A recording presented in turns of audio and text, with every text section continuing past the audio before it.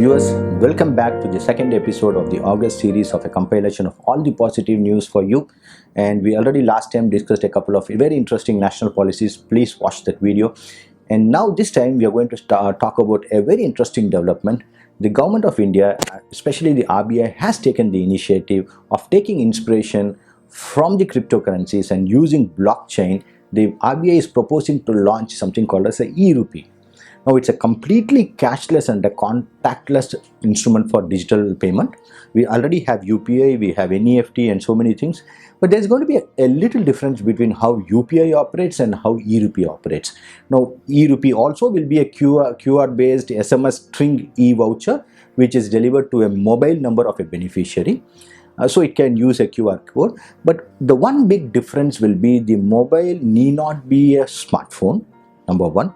And not every time it needs to have a very strong signal connectivity. So the fact that it need not have a smartphone will make it become available and accessible to every nook and corner of the country. So all that a person would need to receive a e-rupee will be a mobile number. Obviously it will be tagged to a mobile number. One of the big advantages that would come out of it is the government will be able to give their doles and assistance and any kind of settlement for a flood relief or anything to that particular mobile number. And also they will be able to define for what it can be encashed. Now for an example, let's say there was a flood relief measure that any state government has taken and it has decided to distribute, let us say, 5,000 rupee to all the ration card holders. Now the government can specify that this e-voucher can be encashed only in the fair price shop or the ration shop or the fuel shop. Therefore, it would also ensure that the dole that has been given out or the assistance that has been given out or the relief that has been given out is not encashed and used up in a liquor shop. Now this is a complete kind of enablement for the people, because we all know the women folk have been silently suffering because of the excesses of the men folk. So any relief material that goes to a poor home indirectly gets back into the government coffers by way of the men spending it on liquor. So therefore a targeted a population specific or a community specific or a relief specific targeted effort can be taken, and the benefits of it can be ensured that the benefit actually reach the end users. So this technology can really change the face of the doles being used properly or the assistance being used properly. So this is once again going to be developed by the NPCI and the UPI platform, and it is a collaboration between the Financial Services Department, Ministry of Health and Family and the National Health Authority. So you can see that there is going to be a lot of health delivery focus, like maybe the government will be able to come up with a e-rupee coupon for getting your vaccination done, and therefore the entire vaccination program may be opened up to both private sector and the public sector, and all you need to do is to use this coupon to encash and get yourself vaccinated. Or maybe a vitamin supplement could be gone and bought in a medical shop and these vouchers can be used, or maybe a kerosene can be bought.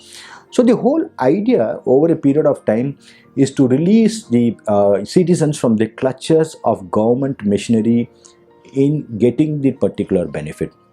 So e-rupee will completely plug the pilferage in welfare schemes and minimize delay and provide access to all beneficiaries. Now being prepaid in nature, therefore the advantage is even if the signal strength is not high, and since it's a QR based payment system or a mobile number based transfer system, the people in the nook and corner will be able to use it. And the next very interesting initiative, one of the initiatives where the government has been very quick to realize a big potential, and they have corrected something, a rule which they recently bought only in March.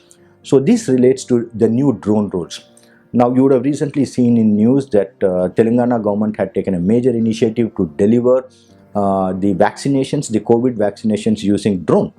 Now just look for the remote areas. This completely ensures that there's a quick delivery of the the vaccinations, and it doesn't depend on transportation through very difficult terrains.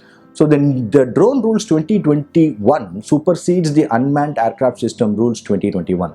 The UAS or the unmanned aircraft system rule 2021 was actually came into effect on 12th March 2021. But the government has been quick to realize that it had its shortcoming, or we could come up with a better rule. Therefore, this new rule actually has come up with a couple of very expressive benefit. So you can already see that the last mile delivery could progressively move to drones. Photography has substantially moved to drones. So the need for an aerial aircraft for, let's say, an aerial survey has substantially come down, and people are using drones. Geotagging and surface mapping and all these things are being used in drone. So what has happened at a national level, the fee for holding a license to operate a drone has been reduced from rupees 3,000 to 100 to just 100 rupees, and the license period is a 10-year period, and the fee is no more linked to the size of the drone. So earlier it was linked to the size of the drone, and they have completely abolished the requirement for various approvals, including certificates of conformance, certificate of maintenance, import clearance, acceptance of existing drones, operator permit. So there was a plethora of rules, and that we are very famous for, which will always stifle a industry from growing. So the other thing that they have also done is they have given a unique authorization number, a unique prototype identification number, and a certificate for airworthiness, which were all existent before, has been completely abolished. So the only thing the government has done is that, and they have ensured that some of the defense installations, very close areas, very close to the defense installation, which is, so that is barred from use for drone, or it is available for use of drones only with prior permission. So they have created an interactive airstrip marked with green, yellow and red zones. Now the red zones are basically the defense installations or installations of critical nature to government, like a nuclear power installation or a nuclear power producing plant. And they have created this digital sky platform where you will be able to yourself see whether it's a yellow zone, red zone, and then you will have to just comply with the rule. So no flight permission is required up to 400 feet of operations in green zones, and up to 200 feet of operation between 8 to 12 kilometers from an airport perimeter. So which means all the civilian use for agriculture, your wedding photography, for your aerial surveys have completely been delicensed, and therefore there's a very good possibility that there will be a dedicated drone corridor available for the last mile delivery, which means we are going to reduce the cost of last mile delivery. Now who are going to be beneficiaries? Obviously the technology companies, no doubt, but also the consumer, because any cost, whether it's for transportation or an inefficiency in manufacturing, always gets loaded onto the consumer. So this complete deregulating of the drone policy and the drone industry is going to play very favorably for us. The next very interesting bill that was introduced in Lok Sabha was called as Inland Vessels Bill. So this seeks to streamline the movement of vessels in inland waterways. We know there are two major inland waterways. One is the Gangetic River, the other is the backwaters of Kerala. The government is also thinking of creating a lot more waterways. So this bill is a precursor of things to come. Then the government has also introduced a productivity linked incentive, which seems to be the flavor of the season, because the government has been continuously coming with productivity linked incentives, or it's called as PLI, for different industry.